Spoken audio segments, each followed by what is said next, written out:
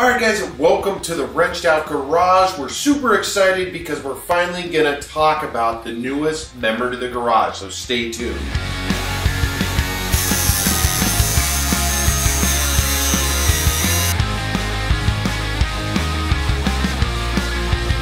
So thanks for tuning in.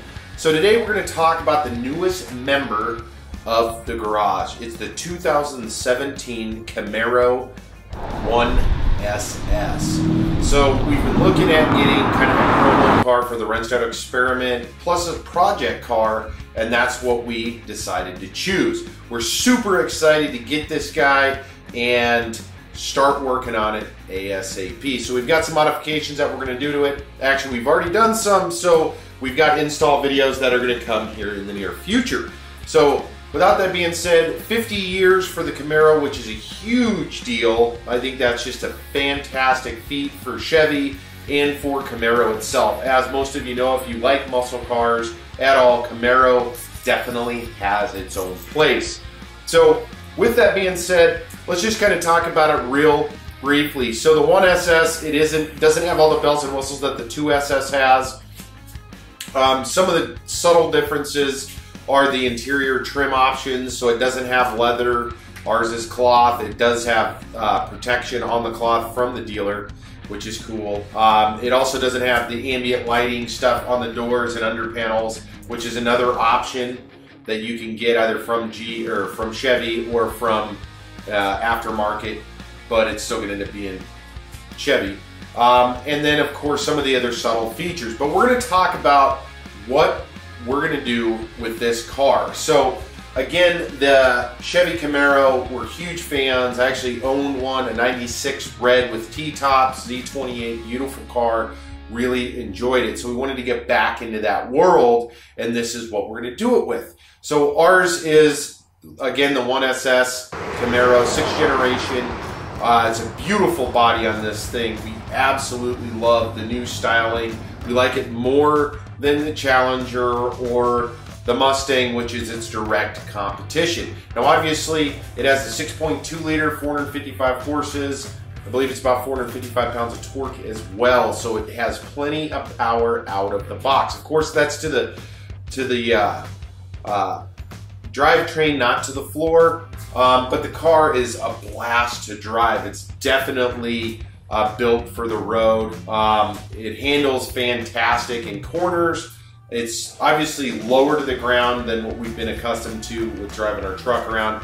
But we wanted to throw up a video just to kind of let everybody know that, hey, this is one of our new cars. It's in the Wrenched Out Garage. You're going to see more and more videos about it. We did the Project Black Hawk video. I'll put a card to that up here if you haven't seen that. That was just kind of a little trailer-esque kind of fun creative thing we put together. We got a lot of comments. Most of them, people were like, why did you make it so long? Why is there a football field? Why is there this and that? I'm not going to go into all the details on that because that's not the point of this video. However, it was just a creative thing that we thought went well with the music. We cut a bunch of different tracks together to lay it all out like that. But it's kind of a cool trailer, or at least we think so. So check that out as well. So what are we doing with it and what do we have here? So again, it's 2017 SS, and we put the GM GM Performance blacked out taillights in it already. We also put the K&N Black Hawk, which is where we kind of came up with the name, or stole the name, intake in it. We love both of those items, and we've got some future things that we want to do to it, which is like the ZL1 LE third brake light. We're gonna get one of those, throw that in there. We're gonna get the ZL1 push button, which is a stainless or brushed aluminum look, which is also very cool, and a couple other options. We'll dive into those a little bit later, but at this point, those are really the two that are sticking out to us. We're gonna do some of the LED side markers and really focus on kind of the exterior, kind of the cost-effective upgrades that we want to do up front, and then we'll dive into some of the performance things. Obviously, all Camaros, this one included, has a plethora of options for performance upgrades. So we did the intake. The next step, it does have the NPP exhaust on its stock, which is got the actuator built in it, so you can go into your system settings and kind of switch them around and decide whether or not you want it to be in silent mode, which is for like your neighborhood driving or somewhere where you want to be a little bit quieter, or you can go all the way up to track mode, which is generally what I drive the car in. I love the sound from the factory, but we want to do an upgrade. That's going to come in the future, and we're thinking we're probably going to lean toward the Borla exhaust. So Borla, I've put on a couple other vehicles, and I absolutely love the work and craftsmanship that these guys put into their exhaust systems. In my opinion, they're one of the best in the market today. So that's another future upgrade. So we've got a handful of those. We talked about that. So what's the, I guess, the overall purpose of this thing? So what we're going to end up doing with this car is obviously doing some upgrades. We're going to do install videos for you guys, do some tutorials. All of that fun stuff will be on this playlist as well as we build the car up. The other thing, once we kind of get it up a little bit farther, we're going to feature it in some of the local car shows just because we can, and it's kind of a fun thing to do. So we're going to try to dive into that market a little bit more. Obviously with my truck, it doesn't really fit. My wife's car doesn't fit. So we wanted to get into that market. Why? Because it's a passion of ours at the Wrench Out Experiment, which is one of the reasons why we started the Wrench Out Garage. We also have the V-Rod and the Sportster, and we'll still incorporate those obviously, but the main focus for what we're talking about today is the Camaro. Now the Camaro, obviously, it's, in my opinion, it's more of a two-seater than it is a four. If you try to put someone, my kids have ridden back there, not a lot of room at all. I had it packed out with teenage boys as my son had his birthday party a while back. Even for them, it wasn't tight as they sat back. It's always the knee room. So in talking about knee room and size, I'm 6 foot. I fit in there fairly well. It's kind of a snug fit. So I would imagine anyone about 6'2" area, you're going to start having some visibility issues and just some overall physical issues with just sitting and being comfortable. I have seen some videos where other guys, taller guys, 6'5", they get in it and it's pretty tough. Another item that I find kind of odd with the car, now the stance of the car, I love it. I love the way the car looks. The one gripe I will say about riding and driving the car is the armrest. So I'm 6 foot, my arm still goes up to here, which is kind of weird. I've owned a lot of vehicles throughout the years, and I'll continue to probably own quite a few in the future. I've never ridden in a car where I feel like a child putting my arm up here as I'm driving. I am one of the arm drivers, so I do like having the window down on a beautiful day and putting it on the door top windowsill area just because it's comfortable. It's my armrest, really, instead of kind of hunkering down. I just like that. In this case, it's like this. So it's a little odd, a little different. Something to get used to for sure. Has a 6-speed manual transmission, so this is not an automatic. I know a lot of people go back and forth. The automatic on this car, from what all the reviews and everything I've read and seen, says that you can get faster times with the automatic unless you're a professional driver with the manual. However, I love the manual. I love the ability to be able to drive the car how I want to. That's why I chose the manual transmission.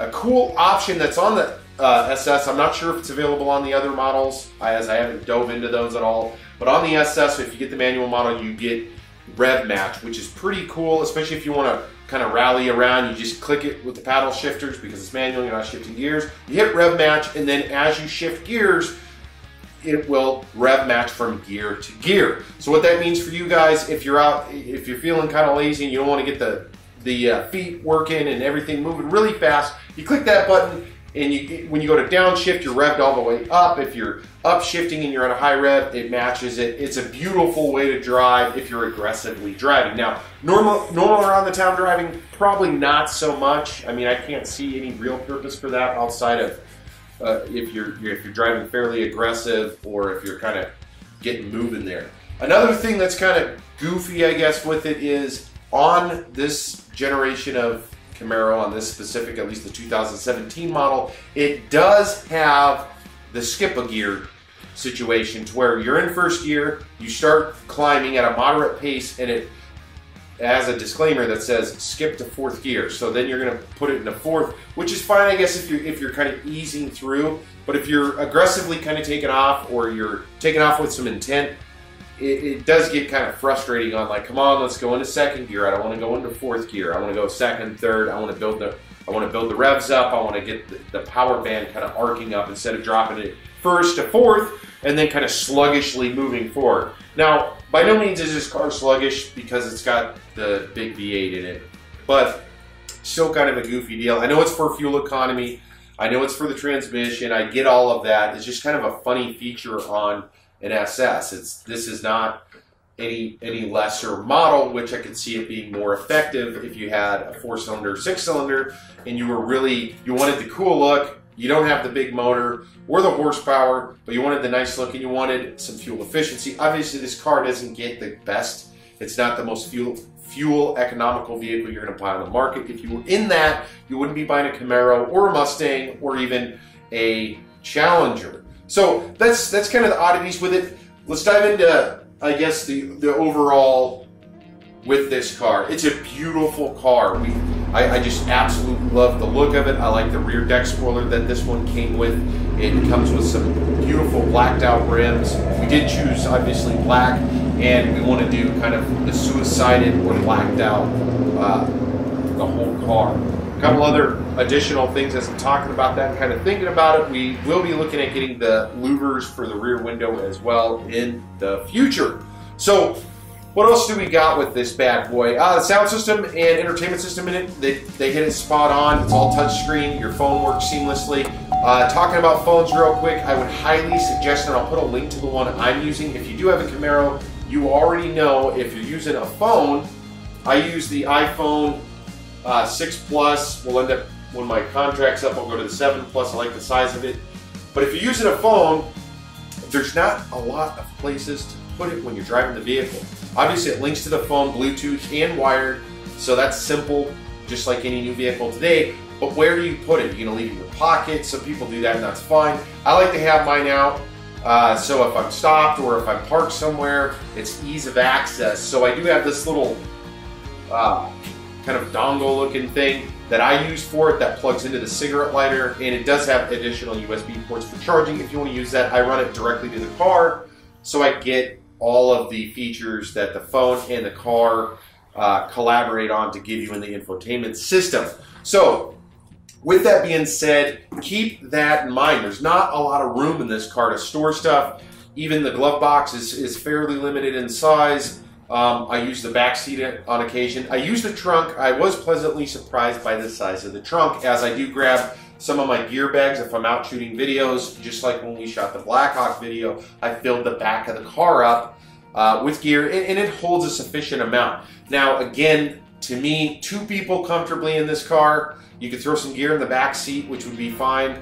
And that's probably where I would keep it as far as that goes. So the infotainment system works great. The clusters, beautiful cluster. The 1SS does not have the projection onto the windshield like the 2SS does, which is a cool feature. I do wish the car, that's one of the few things I wish the car had. It doesn't, but I'll get over it. I really wanted a couple of things. Obviously, what we wanted to do, my partner and I looked at some cars and we were wondering, hey, well, what do we want to do as far as this goes? The cool thing and the thing I like the most about the 1SS is that it is to me, it's a true to heart, no glamour. It doesn't have all the lights and all that stuff. Now, I'm not saying that that's not cool or any of that. What I am saying is the reason we wanted this car is for the performance and the exterior styling. Now, the interior with some of the basic features that it comes with, it works great for us. Now, is there future upgrades that we might incorporate those things? Absolutely. But right now, that's not really our goal or our real care, to tell you the truth. We like the cloth, 2-colored interior. I do wish that they would have did like some SS emblems in the headrest or something. That's kind of neither here nor there, I guess. But I wish they would have did a little bit better on some of the features, even for the 1SS. Again, the car is awesome to drive. It's absolutely just fun. I feel like you're getting everything that you want out of a modern day muscle car with this. The suspension is fantastic, which leads me to the next thing. So it does, the vehicle we got does have the run flat tires on it. And then it's the beautiful 5-spoke black with the chrome lug nuts. We'll probably make some changes, I'm sure, in the future. One of the things we will do as an upgrade is we will probably lower it an inch just to give it a little bit, and then we'll see how the shocks kind of handle that, and we may have to look at better shocks in the future too. But our goal with the car is give it a little bit more power, do some more touring mods, strut tower bar, sway bar, some of those options as well, and then make it just a real, in my opinion, what I would consider a driver's car. I don't want a drag car. I'm not looking for 700, 800, 1,000 horsepower. That's not what I'm looking for. If I wanted to go that route, we would have got a different car, or all of our focus would be just on the engine and drivetrain in this, engine, transmission, the differentials and all of that. And that's not really what I want. I want it to have enough power to where when you have to put it to the floor, you get up and move, and then to tune some of the suspension just a little bit to give it that little bit of extra edge on it. So that's our goals with it. So we are super excited to not only obviously have the car, drive the car, and enjoy it, but we're also excited because we get to share it with you guys as we do the modifications, and I'm gonna end up making some more of the little trailer things. Why? It's a fun thing to do. We enjoy doing this, and we'll feature it in, I'm sure, multiple videos to come. So that's the new addition to the Wrenched Out Garage. So thank you guys for tuning in. I know it was just kind of a short/long, me just kind of talking through the vehicle. I just wanted to give our take on it, as we do have the K&N video coming out. We've got the install of the blacked out GM Performance taillights coming out as well. And we thought we would just share this and give you guys our perspective of the Camaro 1SS and what we're going to do with it. So if you're interested, obviously stick around on the channel. So like always, make sure to check us out on Facebook and Instagram at the Wrenched Out Experiment. And then of course, wait till the end of the video, smash down that subscribe button. If you liked it, hit the like button below. If you didn't, hit the dislike button, that's okay too. And if you have questions, comments, or anything, make sure and get a hold of us at admin@wrenchedoutexperiment.com. Thanks for tuning in, guys. We got a lot of great stuff coming, so stay tuned.